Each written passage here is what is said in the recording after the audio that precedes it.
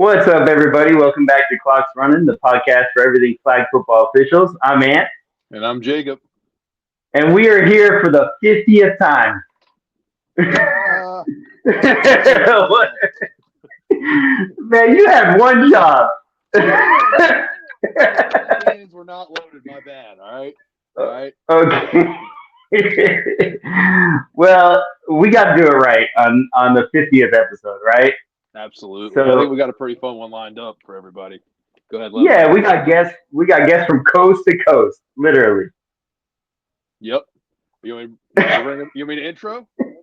I would love for you to introduce our guest for tonight. Let's have it. All right. So first and foremost, of course, we're gentlemen here on Clocks Running. We're going to introduce the lady of the show. She's the OG of She Unit. She's the quarterback who slings the most rocks with the most problems and comes out firing every time. Welcome, Jona. Hi, thanks for There you having go. me. The big 5-0 episode. I feel big- very, yeah. I'm honored. Absolutely. All right. And if we're bringing in our other guest, he's the only person to survive a cake or quake. He is the face and the logo of the show. He is the Randolph Wrangler. Bring in Jordan.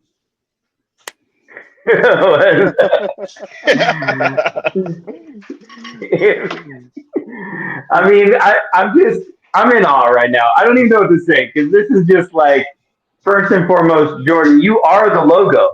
So, but you've been here from the start. You were in the initial episodes with us. And Jonah, it's so good to have you because you and me have had a lot of experiences together. We'll get into that. And it's exciting to have you here. I know you got a lot to share with the show. So let's get right into it. What we like to do when we have a new guest on is, with Marvel Comics, there's always an origin story for the superheroes. So Jonah, we want to give you the opportunity to kind of share your origin story with flag football. So don't spare any details. We want to hear all about it and tell us about you. Yeah, I love that framing. So, origin story wise, I've always loved sports and team sports specifically because I love like the collaboration. And I always felt like sports helped me feel a sense of belonging.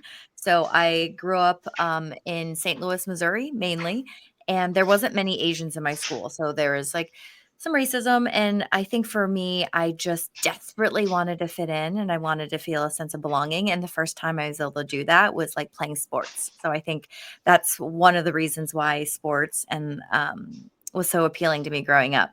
And I would say with football specifically, I started playing. Oh gosh, it's been a long time. How old am I? 25. I'm like trying to do that. Like over 13 years ago, like very casually on the beach and sand.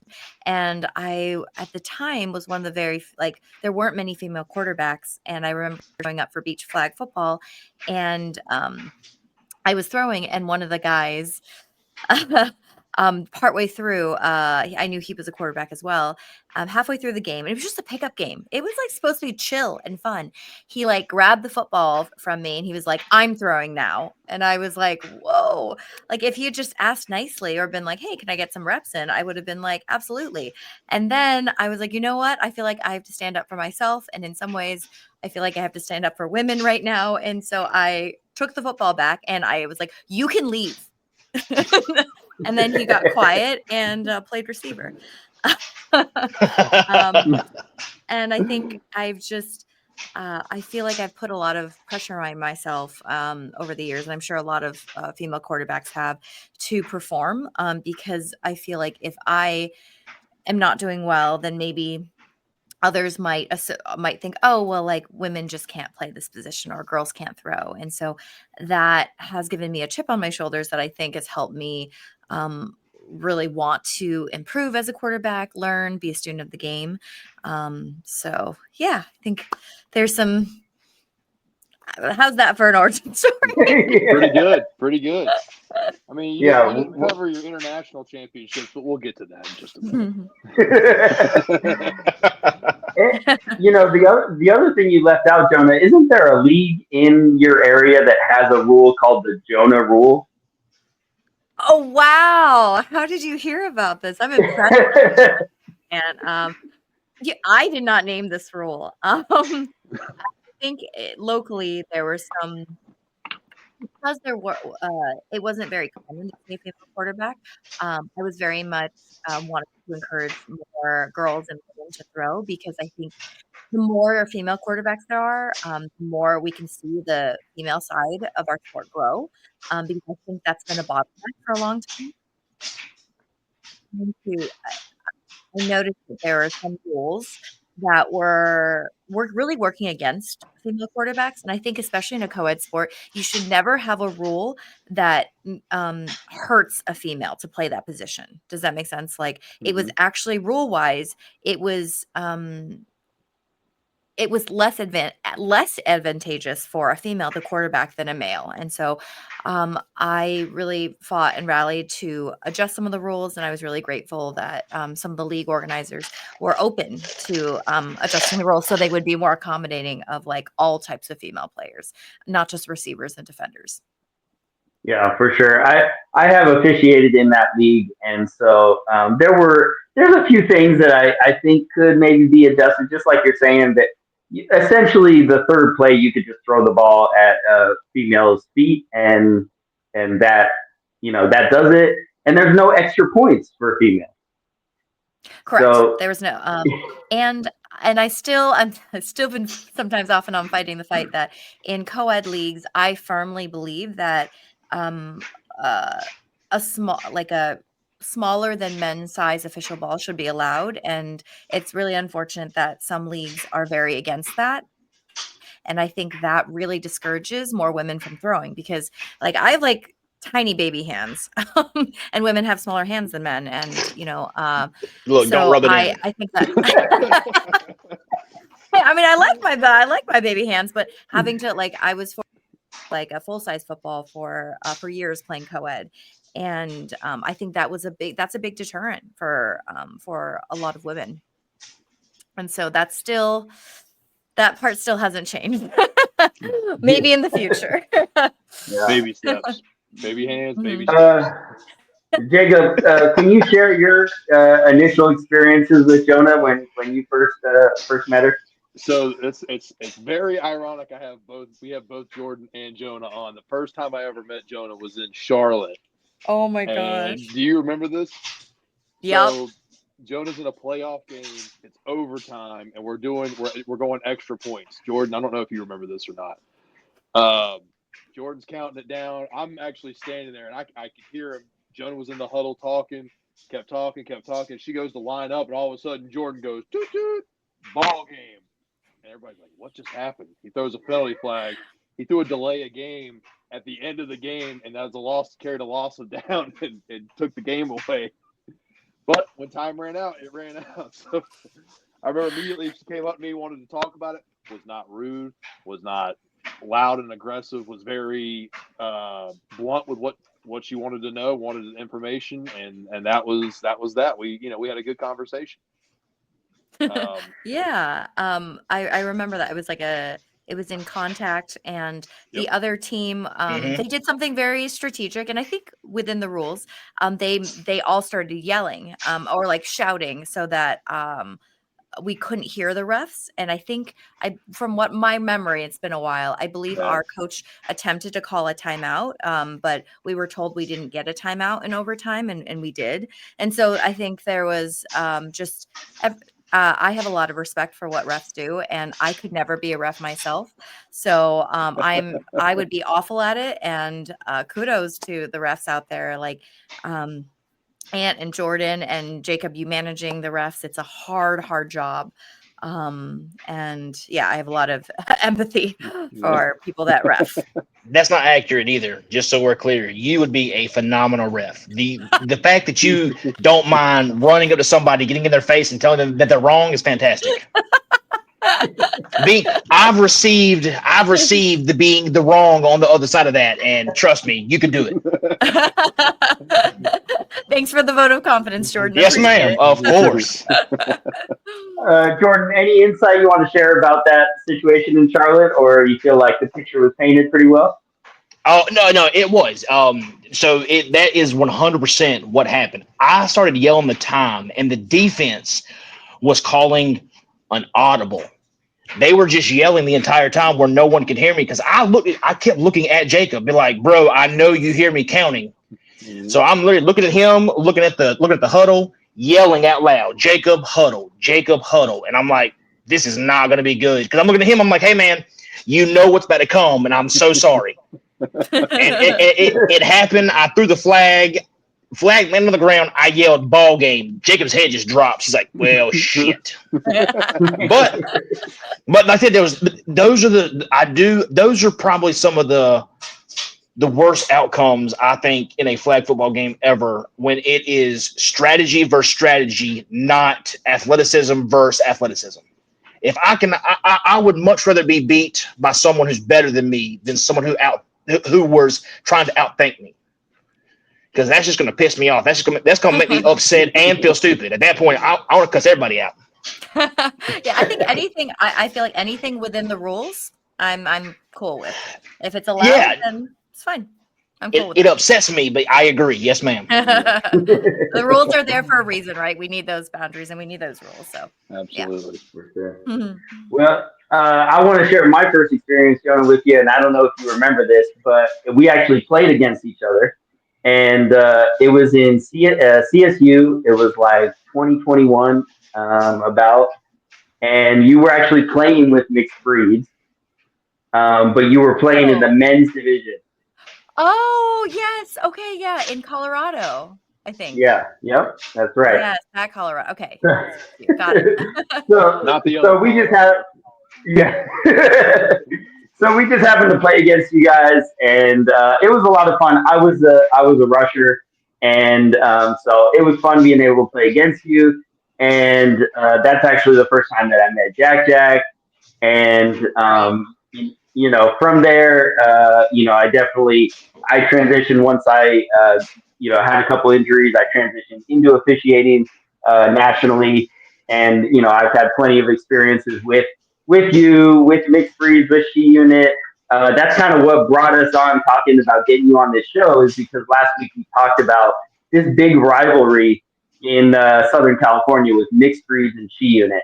Now, Jacob tends to think that there's, you guys are all friends, everything's nice, everything's going good, but I want to hear about the DMs. I want to hear about the transfer portal, because I see players start at mixed breeds and they end up with She Units. So, Jonah, are you signing NIL deals? Like, what are you doing here?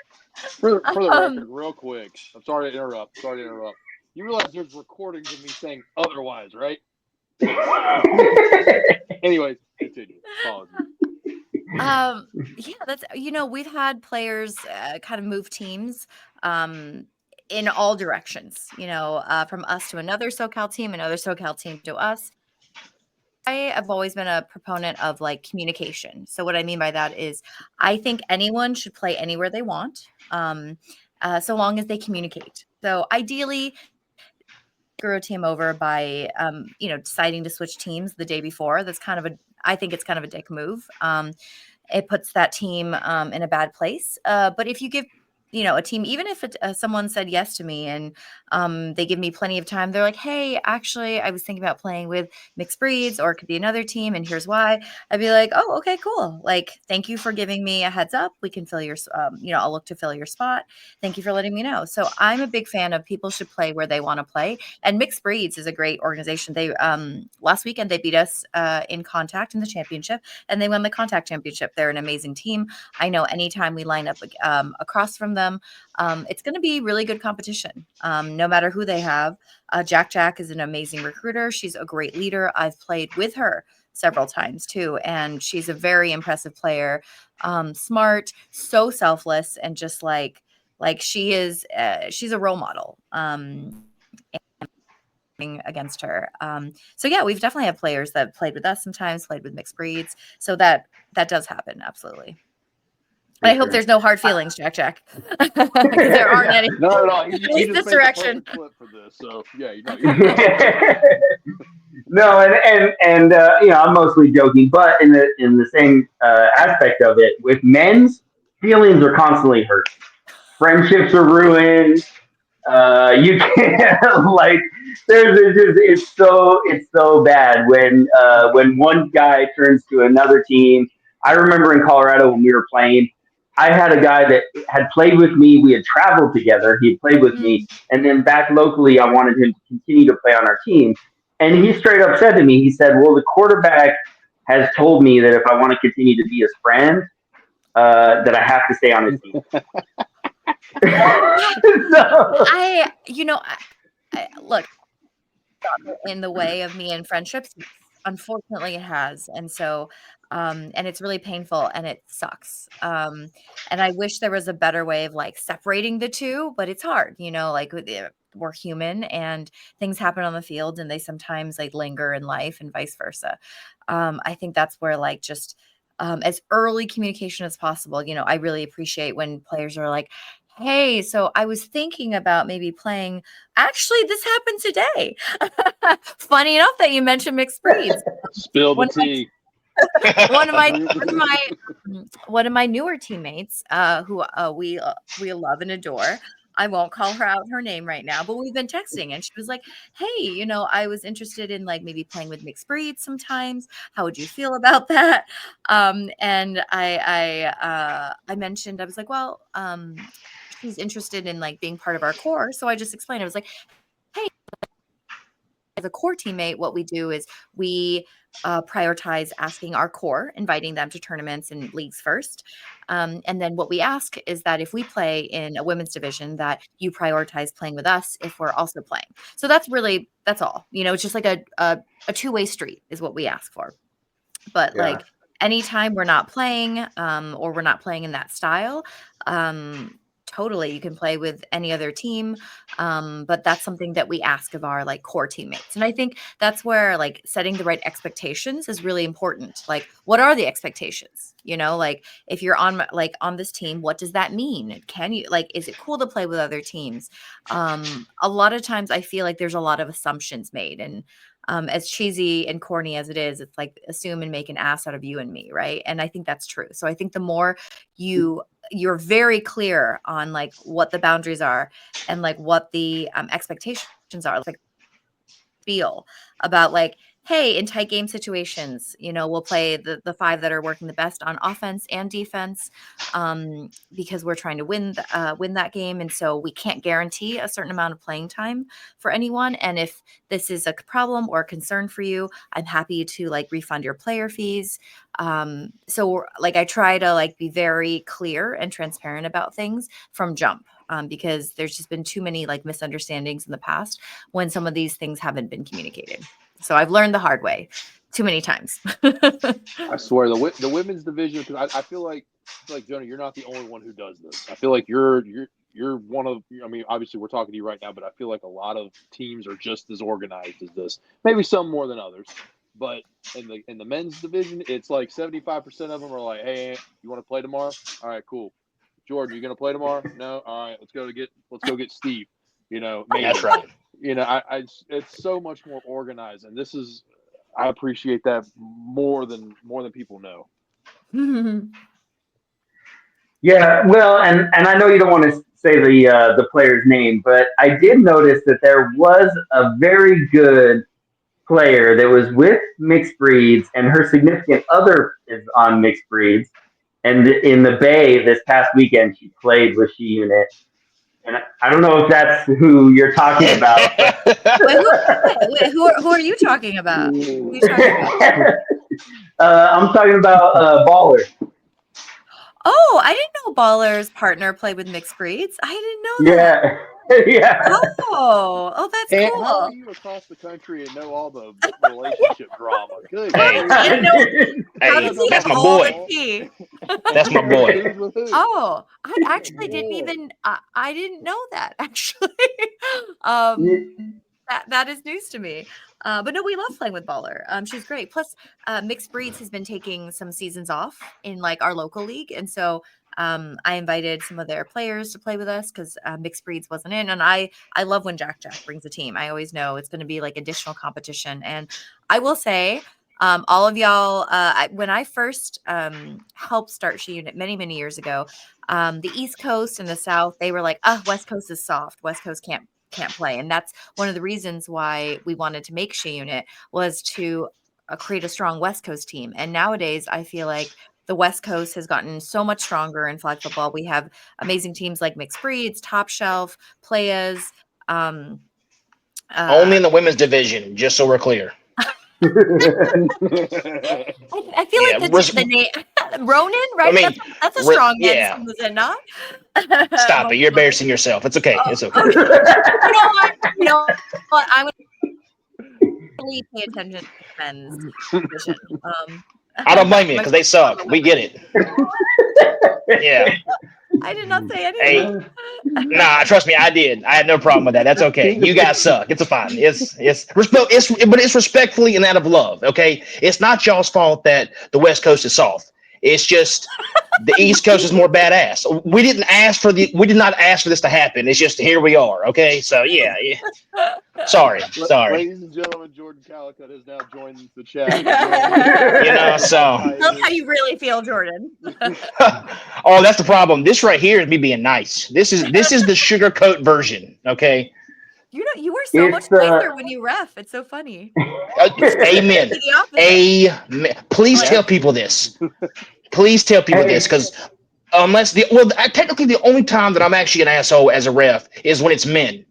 And it's always in the rec division, because I'm like, bro, listen, you're carrying the torch at the Special Olympics. Okay, you're not even in a good enough division for you to raise your voice at me. Calm down, little boy. Okay, like my fat ass. Okay, my fat ass has multiple state championships, and I played receiver. Look at me. Okay, if I'm playing receiver and we're winning, you know what I'm saying? Yeah, just give it up. Hang the cleats up. It's okay, man. I understand. That's interesting. So, like, you feel like the rec division players are more rowdy than pro players? Well,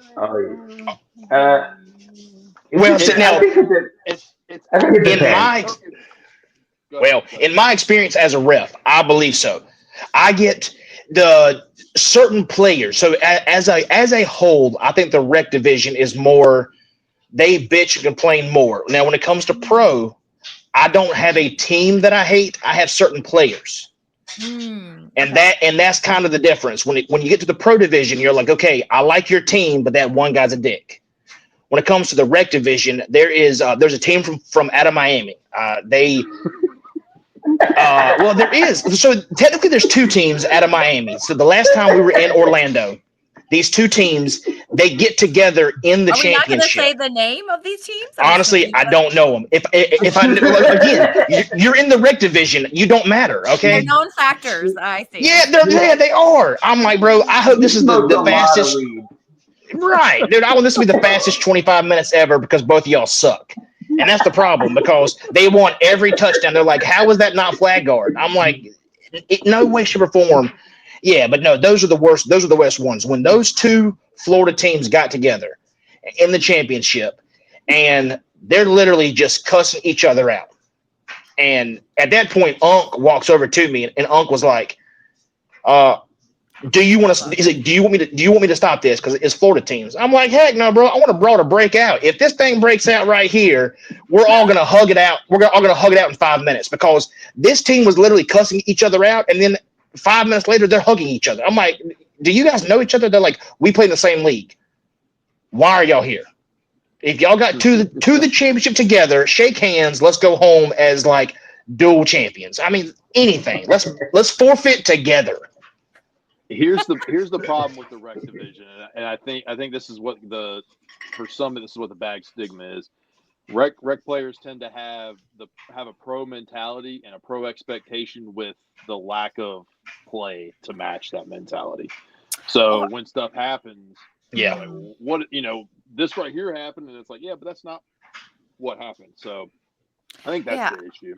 I think maybe like I experienced this because with a lot of times, unfortunately, with the women's, we don't have multiple levels, right? So Right. everyone, including like some people that are very new to this style, and it's not so much their talent, but their knowledge of like fives and the rules. But they'll get very upset with refs, and they'll argue these rules, and then like I know there's a reputation like, oh well, Jonah talks to the ref, and then they change their call. I'm like, no, Jonah knows the rules. So when Jonah shares the rules and challenges the rules, I will officially challenge, and then we look up the rules. And then sometimes I'm usually a pretty quiet player. I don't really shit talk. I just want to scream like, learn the rules. Just learn the rules. I'm sure refs never have that thought, right? You never think to yourself, just read the rules. But I just wish more people would actually read the rules before yelling. Jonah, I gotta share a really funny story that happened at a coin toss, and it was you guys were playing San Diego Blitz. You guys did end up winning the championship. It was like the Showdown Series, I think, is the tournament it was. Yes. So anyway, you and Vitor came to the coin toss again. These two teams, two captains that have seen a lot of each other. So it was just really funny because Blitz is a great team. Blitz is a fantastic team too. Absolutely. So you had a question about a rule prior to the game starting, but you posed the question in a really funny way because you were basically like, "Hey, can we do this rule this way instead for the championship? Like, can we agree on this for this championship game?" And me and Vitor both looked at each other like, what? I wonder what I asked for. I think because the Showdown Series, from what I remember, their rules were a little bit different than what we typically would play with fives. So maybe I honestly, I don't remember what I was asking, but I think because I know Blitz is also prepping for like these big fives tournaments, maybe I was suggesting something that was like, hey, do we want to make this more similar to like the usual way we play fives just for reps? For sure. Yeah, it had something to do with the amount of pitches that were allowed. So. Oh, okay. I could see. Yeah, but we both had a laugh about it, or all three of us had a laugh about it. We flipped the coin, and you ended up winning that championship. So it didn't matter. I feel like anything, you can always ask for anything as long as you're willing to accept no as the answer. Exactly. The worst possible outcome you're going to hear is no. Right. Yeah. So yeah, if the other captain doesn't want to and the refs don't want to, then it's fine. Moving on. Yeah. So I think this is a good opportunity for Jordan to be able to share a story. It's one that is with a player that's now retired. He officially retired. He went to an international tournament and won a championship there. And he did it Peyton Manning style and rode off in the sunset. John Kager he's not playing anymore. So Jordan, I just want to give you the opportunity to share your best Kager experience. I didn't know Kager stopped playing. I didn't either. Yeah, and he made a announced post, it. Yeah. Oh, yeah. So so there is this just strapping gentleman lined up as quarterback for this team. Great guy. So they score. So the defense scored a touchdown, and so they're down at this point. They're down, I believe it's like 8 points. So the game is, So it was, the game is in reach. They can win. So defense ends up like getting the ball. It was like a safety, or it had the points changed only because the clock was running. So we're in the last minute and the clock's running, and I'm clock's running. And at this point, we're going down the field, and I'm walking, and Kaker throws a bomb. Receiver goes after it, touchdown. But in the process of everything, I'm walking down the sideline, and I have my wristwatch on, and I'm holding it up to his sideline where it's beeping and going off. The timer's out. They score the game. I was like, ball game. And he was like, no, it's not. We scored a touchdown. The time stops. I said, you're correct if there was time left. He's like, there's no way that play took a minute. And I'm like, bud, I've been holding my clock up the entire time to your team to look at it behind my back. They've been right here the entire time. And so then he gets in my face and he starts yelling. And then so it's me, him, and another ref. And he was like, I need your names. I can turn you in. And I'm like, okay, way to be a bitch. And then, so I was like, perfect. I said, my name is Jordan Calicut. I said, do I need to spell that for you? He said, please. I said, fantastic. I said, it's Bigdick. And the other ref, he was like, I mean, come on, man. That was kind of funny. He said, what did you just say to me? I was like, you heard me. And I walked off. Yeah, bro. Like, Go ahead. I ref. Keep going with the story. What happened after that? This is where it gets good. Jonah, this is not where it gets good. Keep going. So I start. So I just walk down. Okay. So I just walk down. I'm going to the tent. The game's over.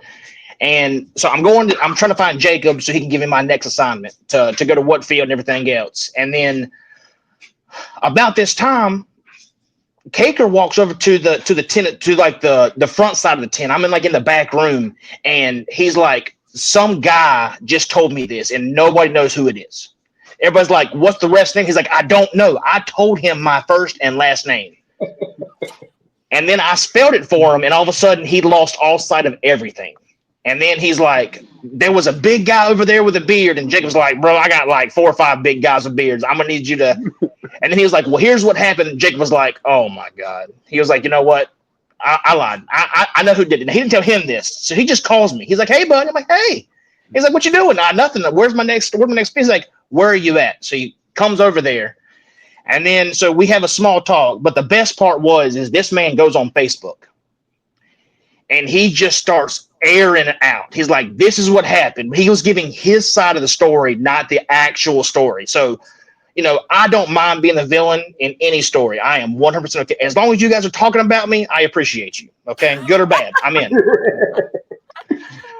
So I started getting sent screenshots. They're like, the only person we know that's ballsy enough to say dumb shit is you. And I'm like, I respond to the group chat, to the ref chat, and I was like, and don't y'all forget it. But the crazy thing was, so this right here is in Orlando. So then we end up going to California a year later. So a year later, we're in there. So at that point, he's the coach for what is the team out there that he used to? They had the Showtime. Yeah, Showtime. Yeah, so he's the coach of Showtime, and so we're out there, and so he goes to come to the coin toss, and he sees me, so he sends what's that chick's name? The quarterback with the red hair. So he ends up sending her out there to the coin toss, and I have no idea. Again, look, I don't learn players' names other than the ones I like. Lopez on Showtime. Yeah. Okay. So then, so she comes out there, and he's on my sideline the entire time, and he's like, "Excuse me, sir. Excuse me, sir," and he's just being super nice to me, and I'm like, "Bro, this is super weird. We don't like each other. Let's just air it out.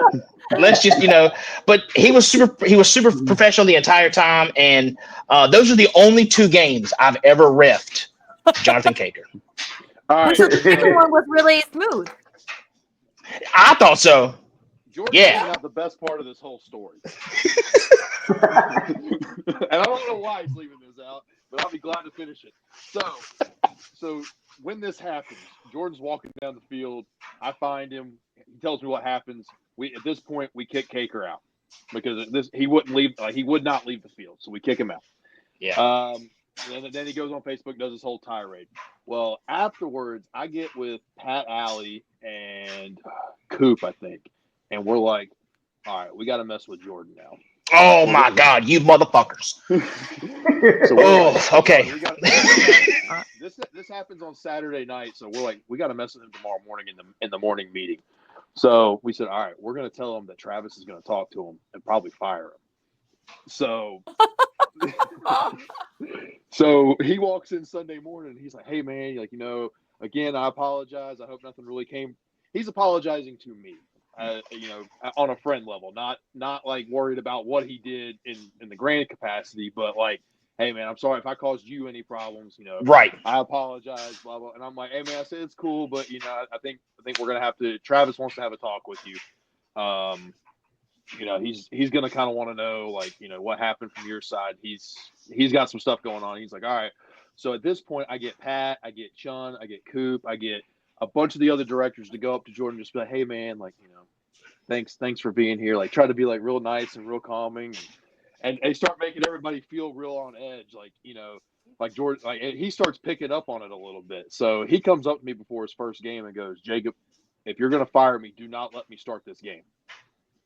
He said, do not let me walk out on this field and start. He said, because if I start, he said, I'm going to burn this place down if I do get fired.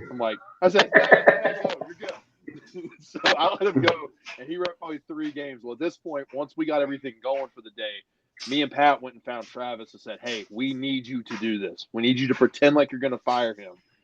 And then just, then you can tell him it's a joke. So Jordan walked to the break room for a second to grab something, was coming back out and said, hey, man, come here real quick. We're going to go talk to Travis. Travis pulls up. He's just like, hey, man, heard about what happened last night. We really can't have this. Unfortunately, I'm sorry. And then he just starts busting out laughing. Jordan at this point is like, oh, fuck you guys. Runs off. But we were this close to having Jordan thinking he was getting fired. That was the best part of the whole thing. I was not joking. If my fat ass ran once, if I had to run once, I was gonna piss everybody off.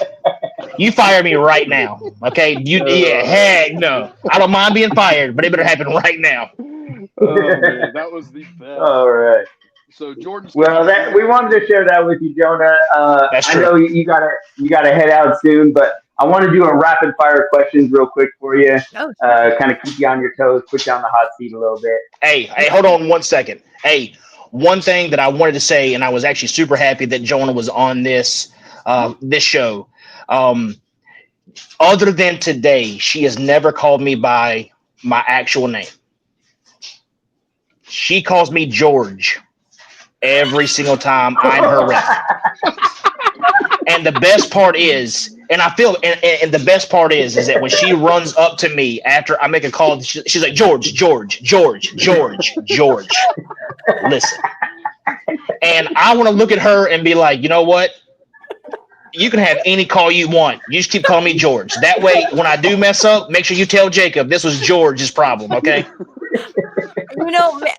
Are we sure it was me, George? Because I swear, the first time I ever met you, I was I had walked up to the field as a third ref, and I'm in the back of the end zone, but my hat's off, and I'm just standing there, and you got an attitude with me, and you were like, if there's gonna be a ref there, he better be able to make a phone call, and I'm like, me? You were like, yeah, if you're back there, you better make a call.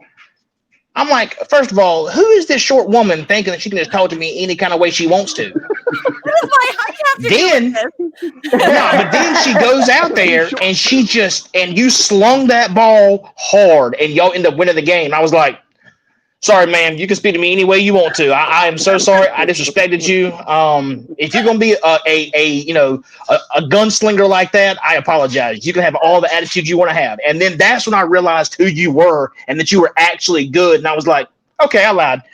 You can be that mean and that pushy as long as you're that talented. So I was like, I try not to be mean. I apologize if I was mean. I really. Oh, this was years old. Yeah, don't apologize. Yeah, that shows weakness. Don't do that. People have to stick together, Jordan.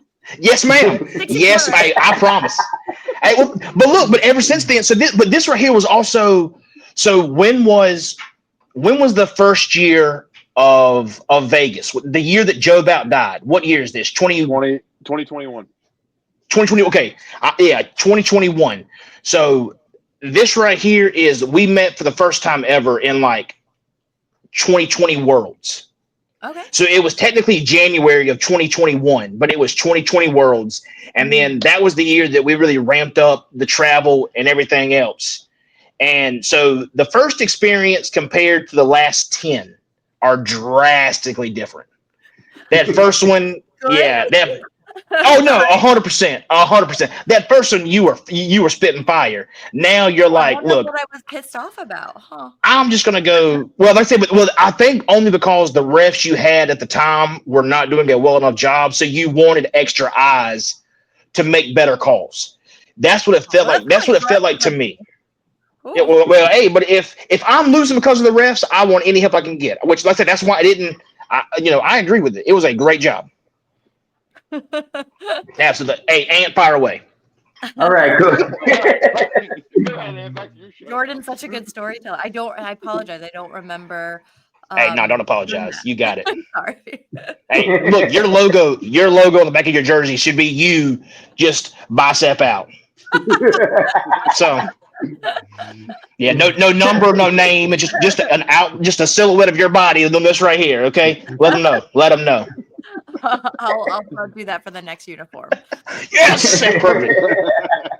Maybe a tattoo, an arm on an arm, like right here. I think on my Hey, throat. you get that tattoo. I'll get the match on the back of my calf. I'll show everybody while I'm running on the field. Yes, ma'am. Hey, Jordan. It's all good. Yes, ma'am. All right, cool, Jonah. You ready? Yeah. All right, here we go. We're starting off with your biggest rival.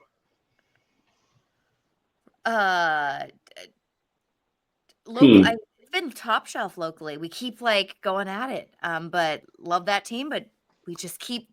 We always have to face each other all the time. Who's the best rusher you faced? That I faced. Oh, so many answers. I mean, Crystal is up there. Maybe Crystal Winter. Oh, okay, gotcha. What about the best defense overall that you found? Oh my gosh.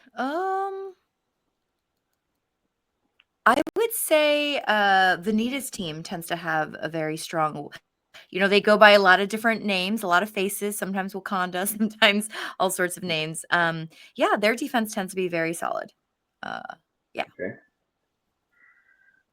What's your favorite format to play?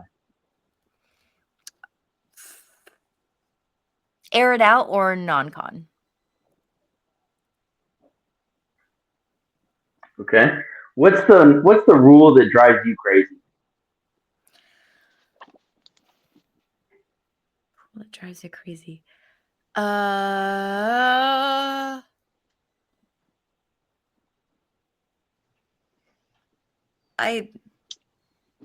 Maybe maybe the amount of time. No, that's fine.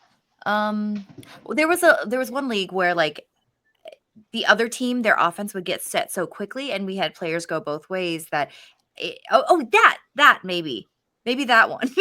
You messaged me about that one. I remember that. Yeah, confused because literally our players, we had just gotten off of offense, we just scored, and then the other team was setting up on offense, but like literally our defense was like running and to the other side of the field, our the ones that were two-way players, and they still couldn't make it back in time.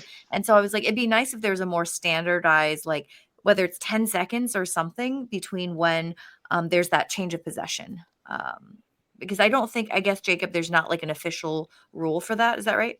So there's not an official rule, but what it is play can't start until the referees are set. So at least for USA flag. So you're never going to have where if there's let's just say like we're going third to mid and we have a touchback or not, we have a turnover or down. So we have a touchback on the other side. There's not going to be like the bang, bang immediate because the officials aren't going to be set. So if they're in the right. Yeah. If they're in the right. Yes. I would agree if they're in the right place. If there's for some reason already down there. If they're already down there, we have bigger problems. Yes, we do. Agreed. So It's not a big deal. It's not that rule's not a big deal, but I did have some concerns about it with how it was being used locally. For sure. What's the best location that you've played flag football? I would say Brazil, like the love for the sport there, but Brazil or Colombia. I feel in other countries, there's just the ambiance and the environment and the love for flag football. It's different. Like in the US, Mhm. you don't really see a lot of people watching. You don't really see you don't there's not a ton of sideline energy. And in other countries, it's like there's like this big stadium and people are cheering and it feels like it's a very different energy and it's like very exciting and alive, Oh, even more so oh, than in the US sometimes. Yes, pick Jordan? me. Pick me. That's because Americans are selfish jackasses. Okay, back to you.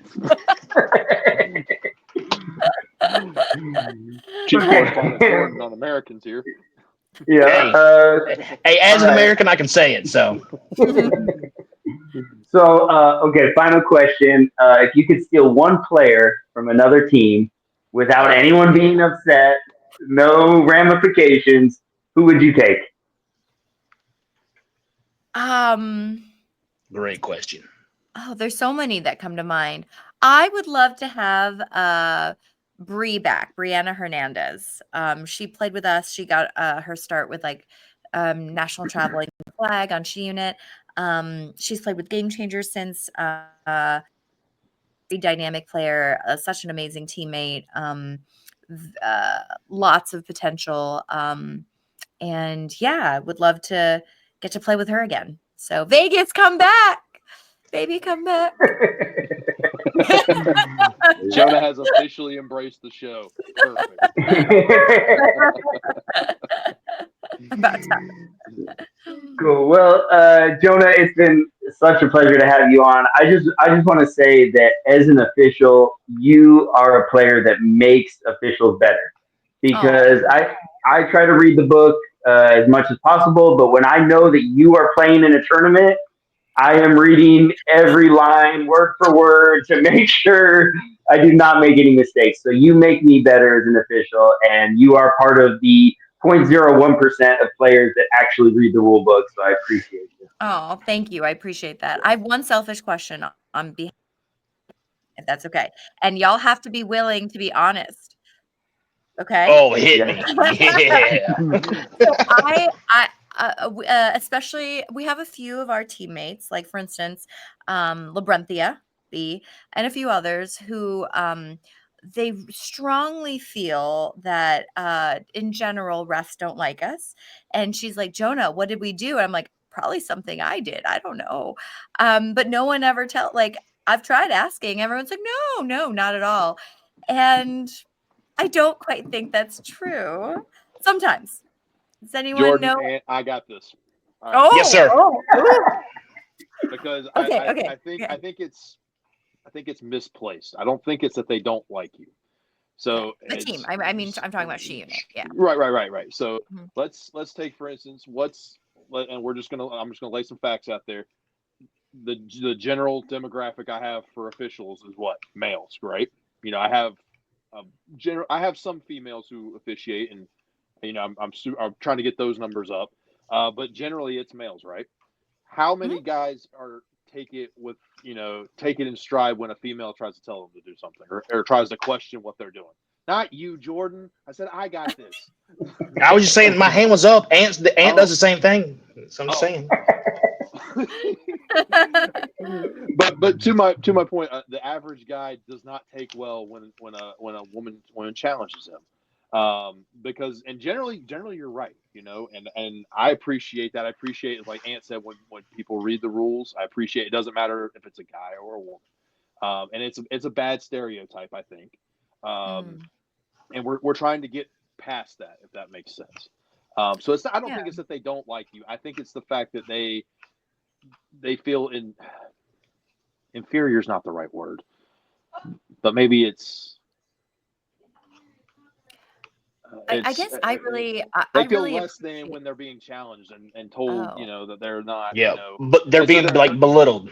yeah, belittled, their egos taking a shot. That's Mhm. kind of where I'm thinking. I don't think it's that they don't like Okay, interesting. Yeah, because I you. They get find that defensive. Yeah, like yeah, I really appreciate when refs are humble enough, and I really try to give them credit for it when I'm like, hey, absolutely. I really appreciate you checking the rules like that. Hmm. That says a lot, and Yeah. And it seems like most refs are willing to do that. And I appreciate that. So, okay. All right. I probably worded that poorly, but I think no. I mean, does that make sense? Yeah. Yeah, it does. No, I would rather actually ref the women's division over the men's personally, only because I think that the level of competitiveness and camaraderie are stronger in the women's division than it is in the men's. I have watched. There's a blocker for mixed breeds. Very, very sweet lady. She is on the sideline, always smiling. I watched her level some girl. And are we talking about Jamie? Or talking about Jamie? Now that I don't know. He don't even realize who he's talking about. No. It's not Jack Jack. No, it's not. No, it's not Jack Jack. But no, she's a blocker for there, and she leveled this girl, and she helped her up, and she was like, "Hey, are you okay?" I've never seen that once happen in a men's. I've seen a guy jump on top of a guy who was on the ground, and he pushed him harder into the dirt. So, and then just after the game, the way that the women line up so much faster just to shake hands and say, congratulations, good game, is just so much better.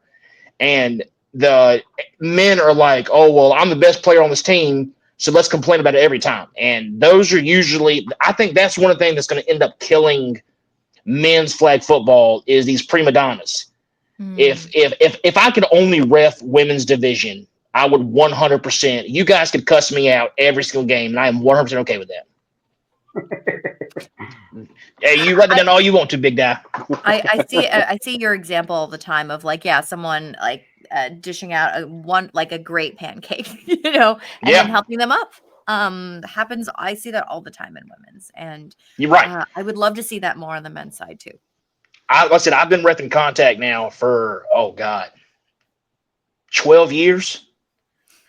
And to see the sport grow the way that it has in the women's division in such a short time compared to the last 12 years of men's football, I've watched it go downhill. No one's in it for the sport. They're only in it for themselves. And they don't understand that their selfish mentality is going to make it where it's harder and harder for them to play the sport they love if they truly love it. I know that for us four in particular, flag football has been a life-changing event. If you'd have told me years ago I was going to travel the country to referee flag football, I'd look like you were crazy. Now I brag about it constantly, and people think I'm crazy, and I'm like, I'm cool with that. It's just, but it's so much fun. You found a nationwide following of people that view this sport just like you do, and at the end of the day, that's my biggest goal is for this sport to grow. If it could ever turn into the NFL, that would be fantastic.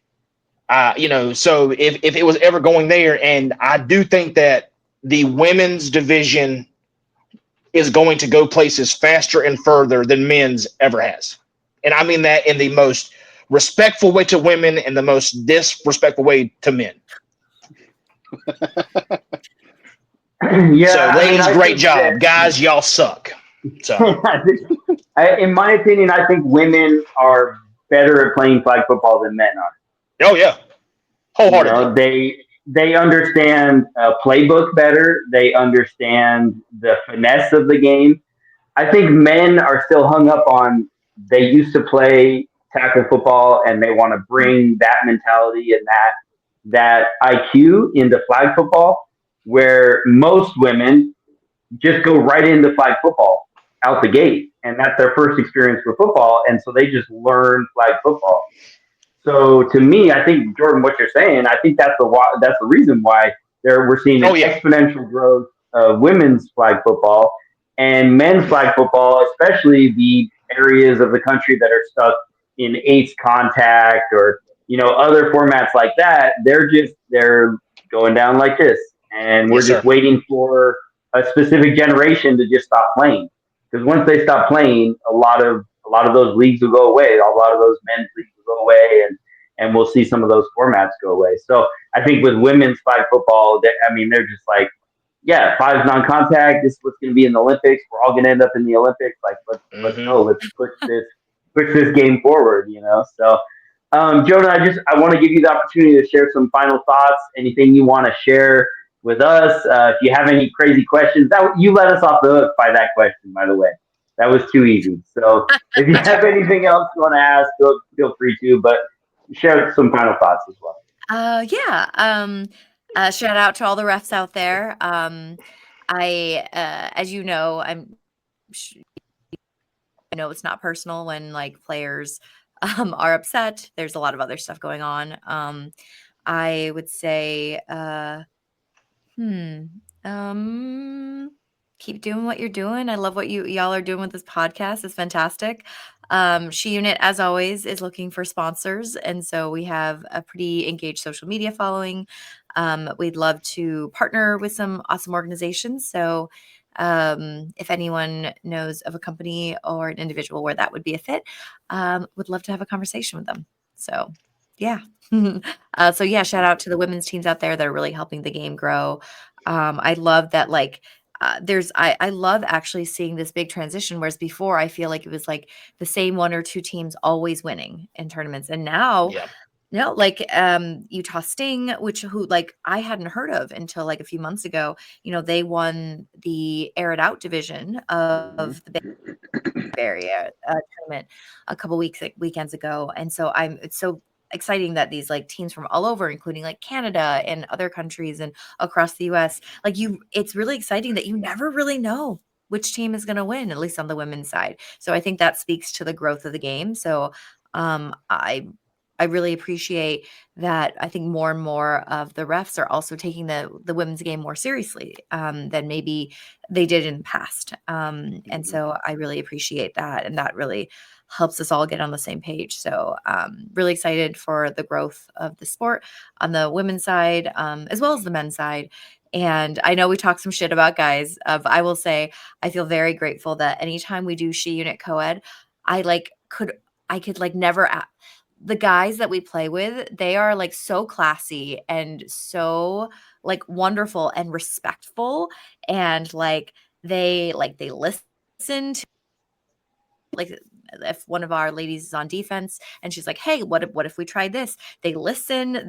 I'm like, wow, I wish more men were like this. So yeah, so there are plenty of good ones out there. It's unfortunate that sometimes some of the bad eggs create a bad reputation for the whole group. There's plenty of good ones too.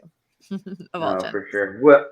Well, and the other advantage, the thing that officials, if there are officials that maybe have something against She Unit, they should appreciate you in co-ed, because every play is open. It makes co-ed so much easier to appreciate. That's true. That's a good point. We make their jobs easier when we're on offense. They don't have to keep track of open and close plays. The number of times I will say in co-ed that jokingly, where they're like, well, what about a female play? The number of times a team, the opponents, and go, I'm female. It comes up, but it's fun, and I take it, I guess, as a compliment. What is the I think it's lace up, lace out. Lace up? Lace Yes, up. Lace up. So the first time that I ever played, because the quarterback, she has short hair. Yes, Lacey, So, very, very fantastic athlete and quarterback. So, the first time that I ever reffed her, it was in COVID, and she had on a backwards hat. She had like this big jersey, and and I was just so we get down to it, and I yell, and I'm like, okay, I was like, open one, open two, closed, but the weird thing was, no one stopped me till like midfield. I called open one, open two, closed. We get past midfield, and everyone's like, hey, bro, the quarterback's a girl. I'm like, that quarterback right there. They're like, yeah. I'm like, oh, shit. Only because I said, with the headgear on, and I'm only seeing like this part of your face. Yeah. I can't see unless you have a mustache. I don't know. Even then, honestly, no judgment. So, so that was the big things. I had no idea. And then finally she was like, hey, I'm a girl. I was like, Oh, I was like, I'm so sorry. I was like, I had no. She was like, no, I'm cool with that. I was like, oh, thank God. Oh, Lacey is super chill. You know, next yeah. time, Like I said, I'll make it easier. I'll make it easier for y'all refs. I'll like stuff my bra. I'll stuff my sports bra. So all you'll see is just like this giant like chest, and then like my boobs will get in the way of me throwing, and then you'll be like, oh, yes, female. yeah. That's honestly. Really obvious. Okay. That sounds fantastic. I just want to watch. I don't want to play that game. I want to watch it because I just want to see everything start flying up and down and just going every way that you can. You know what I'm saying? She's trying to run and throw. Oh yeah, it's perfect. All right, so The tissue paper will start flying out throughout my Yes, yes. Hey, we support you. We support you. I got actually. You know what? I lied. Let me ref that game that way in case something does happen. I can be like, bro, I didn't see it. Yeah, I didn't see a thing. Well, Jonah, I'm sure Jordan could share stories with you all night. We do want to let you go. We appreciate you coming on, and you are welcome anytime. Just let us know when you want to come back on. Sounds good. This was really fun. Thank you all. Have a great night. Absolutely. Have a good night. Yeah, Thank you. Too. Jordan, man. Oh, that was fun. I'm worried you might have got us canceled about 4 or 5 times. Yeah, that's fair. That's fair. Hey, I'm replaying everything that he said. I'm like, oh my God. Yeah, well, see, that's we're carrying torches. We're not sure who's who. Hey, honestly, and again, this is the part that's really hard to make people understand, dude. This is honestly, if anyone knows, it's definitely you two.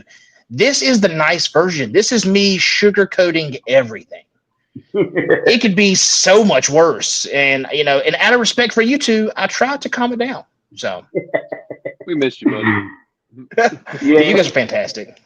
It's been a while, man, and I think we've been doing the show injustice if we didn't talk a little bit about contact flag football with That's right, Jordan himself, right? So I just want to talk first and foremost, Jordan. I don't know if you've heard the recent development. What I found out about some history in the Carolinas area with contact flag football, but okay. You know the team Bex Plus One. I think so. They sound vaguely familiar. Okay, I don't know if you understand this, but the plus one originally was Jakob. Oh, okay. Okay, I did not know that. That's news to you too, right? Yeah, I've heard the story. I've heard the story of the name, and that's not what I was told. But honestly, now that you said it out loud, that's not even surprising. So I just, he's constantly just talking about them and talking about how amazing they are and all this stuff. And let's be honest, Jordan, they can't even win locally in their own league. So why bother going to Florida? Fired. Oh shit. That was a good call. That was a good call. Honestly, that's kind of the ironic thing about pretty much what we just talked about. Those boys right there, that team, I guess as a whole has really, when you come in and you dominate the way that they did from day one, and you ride that, and you pretty much just ride that high because championship after championship after championship, and it's fantastic. But then eventually there's always going to be, evolution. So you're going to evolve into something either better or maintain. And the one good thing about Bex Plus One, personally, that I view it, is that when they started winning Camel City got better. The teams took it, they put a chip on their shoulder. They're like, I don't care what happens, I want to beat Bex Plus One. And then, with that mentality and them boys still being as athletic as they are, they really set the standard for the league. And then now, personally, I do think that is the best 5-contact league in the nation. I could confidently take, I guess 8. Yeah, I think there's eight different teams that I think that if we could literally go anywhere in the country and have a chance. I'm not saying that we're going to walk through everywhere, but we're going to be a top contender, and you're going to know that we were there at the end of it. And I don't think there's a lot of leagues in the country that can say that we have 8 dynamic teams that we could walk in and potentially walk out champions. Yeah. No, and I don't disagree with you. Honestly, I do feel like as far as Camel City goes and the DMV, outside of that, most regions, when they build a team, whether it's contact or non-contact, and they're going to a big tournament, it's kind of an all-star team from their big league. Yeah, true. I mean, you look at New Dynasty; they now have an A and a B team because outside of New Dynasty, I know there's other Arizona teams that travel, but outside of New Dynasty, nobody's making noise like they are. Right. And it's the same, California. I know Jonah brought up Runnin. Runnin is literally like the all-star version of Southern California. I mean, they have pulled every top-notch player on that team, and now they're finally having some national success. So, all joking aside, I definitely agree with you there. Camel City and the DMV are on a whole other level, for sure. So now here's the real question: Does Jacob get a national championship ring if Bex +1 win? He should. That's my vote. I think that he should. The man's worked hard. Okay, give him his ring. I mean, if the team is named after him, if he's the +1 in Bex +1, yeah, that's like. I mean. Man, that's not what we heard. So. Oh my god. This show is just got shambles. Absolutely. Jonah believes that you two, it's like the prisoners running the asylum. Good Lord. Bro, listen. I'm only the co-pilot here, okay? Ant's the one flying the plane. Yeah, I know. It's not helping at all. Sorry, sir. Hey, so Jordan, a few other questions I have for you. Not so much a rapid fire, but a few questions I have for you. I just want to throw your way because I know you'll answer them. So, who would you say is the GOAT of contact flag football?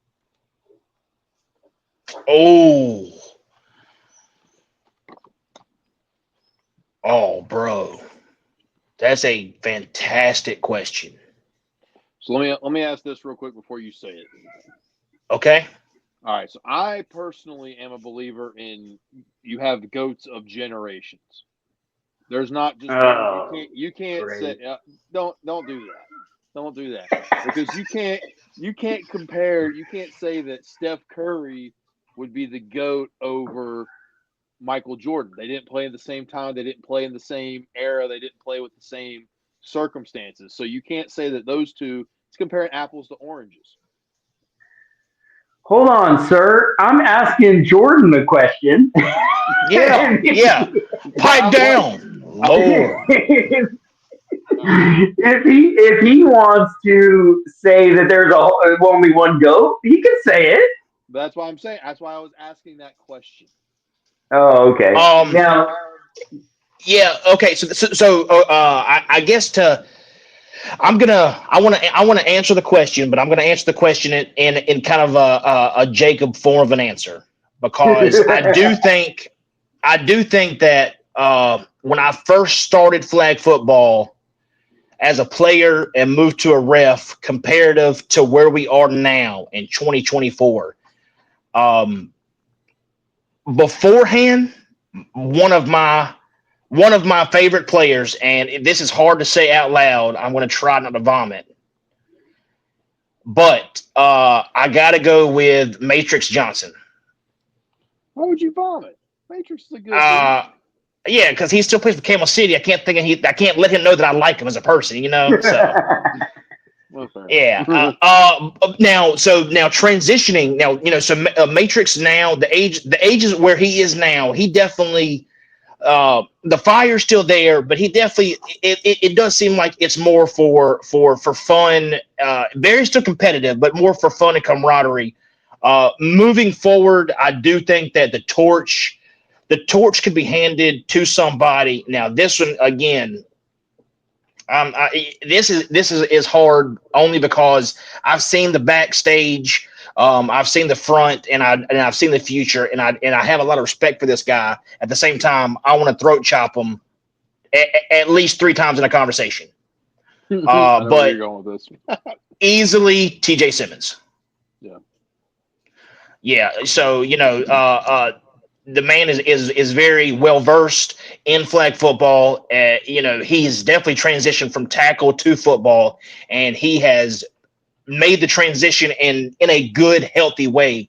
And what he's accomplished since the day he started with 8-man, moving to 5, now having multiple championships, multiple teams, he wants to push the sport in the right direction. So. And talking about TJ too, I mean the thing about it is everybody jokes him, everybody dogs him about, it's a new team every time because he has players that come in and out constantly. Yeah. But he puts together winning rosters, so you can't fault him for what he's doing. No, not at all. And, a lot of times the comments that people make, I'm like, you sound like you're jealous or you're upset that you didn't think about it first. It's not really them like shit talking. It's like, dang, that's a good idea, and I'm mad I didn't think about it. Yep. Yeah. Jacob, are you comfortable with that answer? Sure. I mean, that's his opinion. Of course I'm comfortable with that answer. It's my opinion. Don't do that, okay? If it's wrong, tell me. There's no such thing as a wrong opinion. Well, so Jordan, just to let you know, just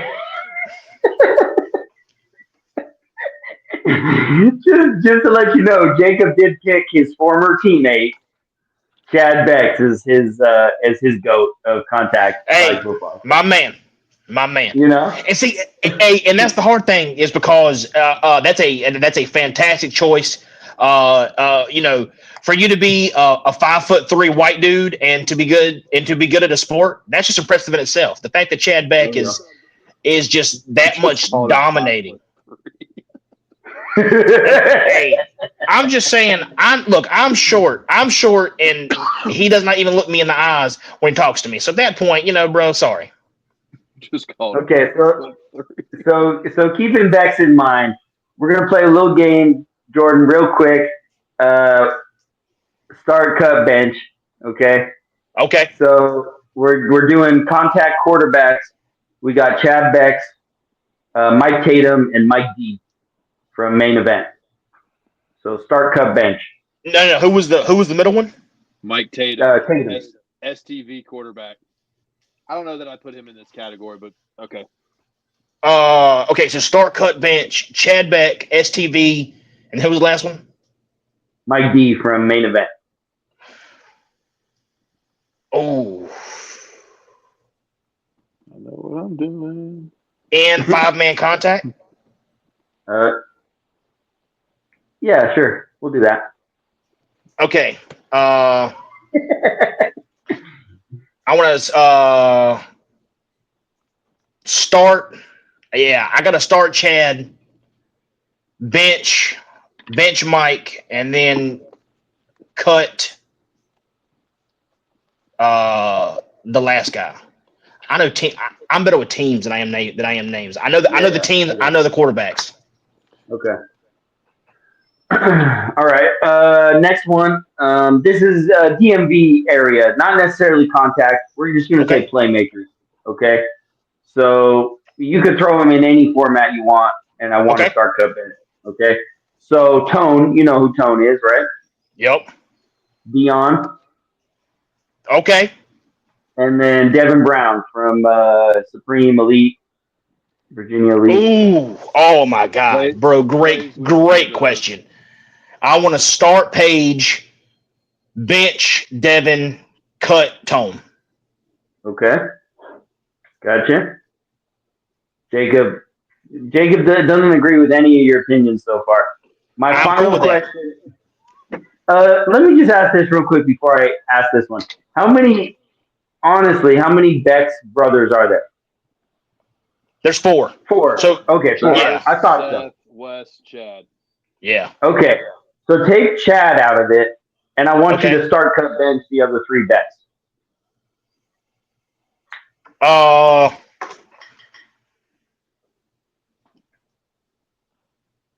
Jacob, which one is the tall one? Travis. He's cut. Right? No. What's the shorter brother is no, I'm saying which one is the receiver? They both are. No, the actual receiver. The one dude that's quick and shifty. I'm pretty sure it's Wes. Wes, yeah. Yeah, okay. So yeah, I would so start Wes, bench Travis, and then cut Seth. Okay, cool. Just wanted to get some local contact flavor in there for you, you Camel City guys. That's right. Jordan, thank you so much for coming on the 50th episode of this podcast. Of course. Thank you for being the face of this. Bro, yeah. I'm so honored. So honored. And this picture is from probably one of my best experiences as an official. And it was the weekend where you and me got to officiate together in Miami. Yes, it was a few days before my birthday, so Jacob definitely hooked us up and let us officiate the entire weekend together. But I'm gonna tell you right now, man, it did not matter what the player did or didn't do, how much they cussed me out, anything. I had a blast that weekend, and bro, so much that's fun. all thanks to you, man.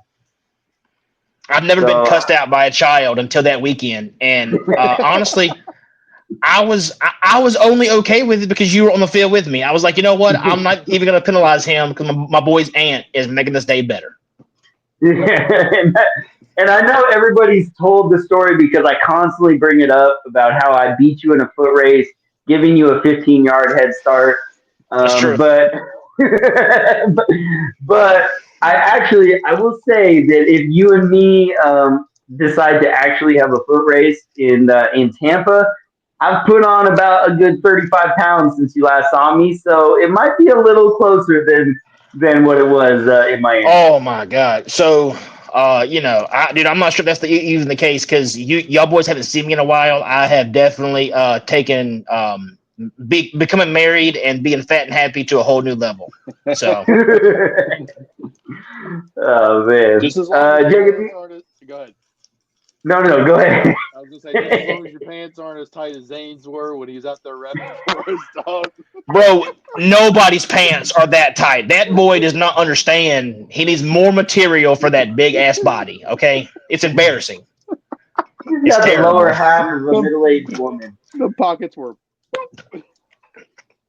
Bro, the other day, the back pockets and his front pockets were side by side. Those pants were so stretched. Okay, it made no sense. It was terrible. It was the best thing ever.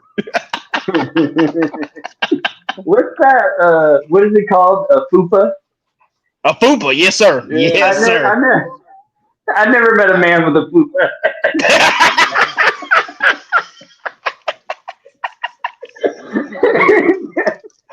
Hey, but we support it though. We support it, So yeah, of course. Yeah, eat that cheeseburger, bro. Oh man.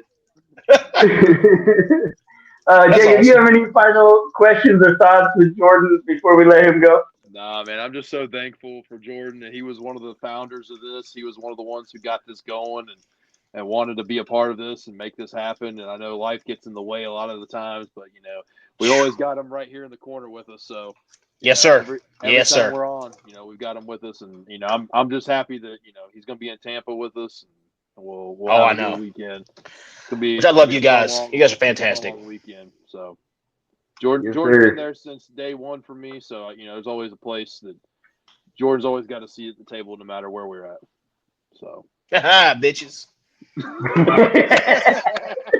Mr. P. All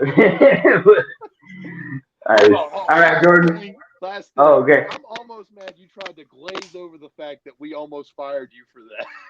Okay, so you tried to keep on going. Because Well, my favorite. So my favorite part of that story, technically we can't say because out of respect for others, and that's the best part of it. Anytime it's just that, it's kind of like an NDA. You don't want to just throw people under the bus. But hey, well, but yeah, but when that guy's Travis, I was trying to be respectful. Oh, well, that was hilarious. Oh no, it was. Yeah, no, I mean, when he looked at me and when he started laughing and he looked at me, he said, "That's the best thing I've ever heard in my entire life." And then y'all started laughing. I was like, "Oh, you motherfuckers!" But at the same time, I was like, I would not want to be anywhere else other than right here in this circle, just getting ripped on by all y'all. It was fantastic. Such a good time. Yes, sir. Yes, sir. All right, Jordan, man. Well, thank you so much for coming on the show tonight again. Yes, sir. Of course. Thank y'all. We're only a few weeks away from seeing you. So yes, sir. Yes, sir. Happy holidays to you, and we'll see you soon. Absolutely. Hey, Big out.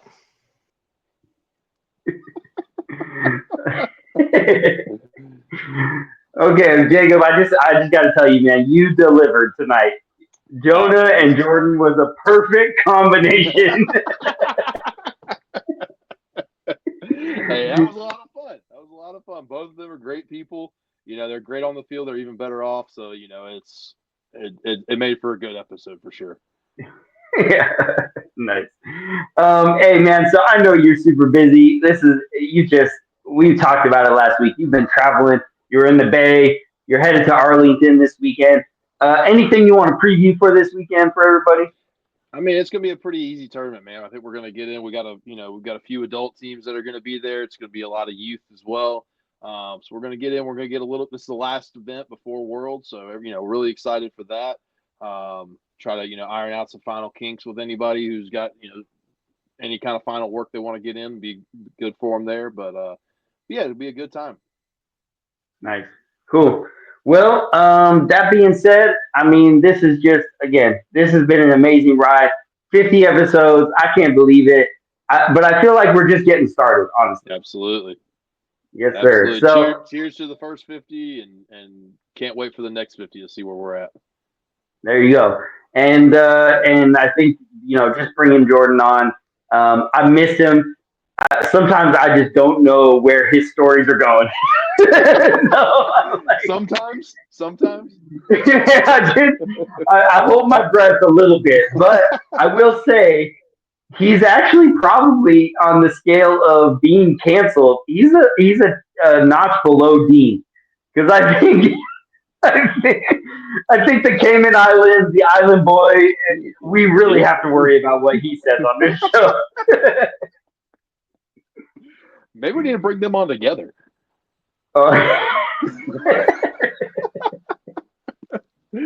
Make for a good time. Yeah, it's a good time. Yeah, I mean, thankfully we don't record this live, so if something came up, we could totally just cut it. Yeah. All right. Well, that being said, I want to always just announce where we're at. This is the best experience right here on YouTube, where you can see and hear and watch and all of that, and just be a part of the experience that is Clocks Running Podcast. But we are on every platform possible: Pandora, Spotify, Apple Podcasts, iHeart.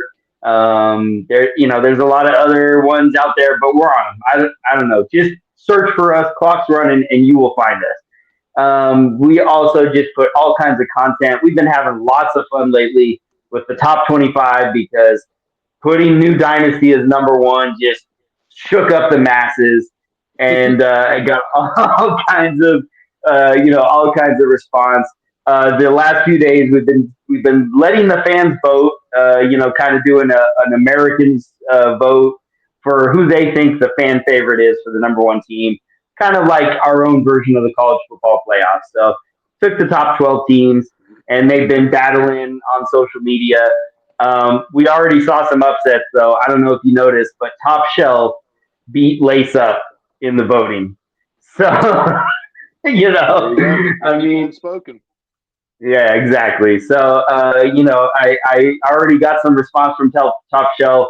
They're just thankful that the fans reached out, because right away they were like, Lace Up is an amazing team. Like, Right. So that being said, though, like I said, we are on all the platforms. We're on social media: Instagram, Facebook, Twitter, X, Threads, TikTok right now, but it's about to get banned. So I don't even know if we should talk about TikTok anymore. Like, I mean, it might get banned, it might not. We don't know what the government's going to do. Okay. there's a lot of. It's there till later. How about that? There we go. Yeah, we're on there till it's not. So, all right. Well, Jacob, thank you so much, and you have a good night. Hey, all right, man.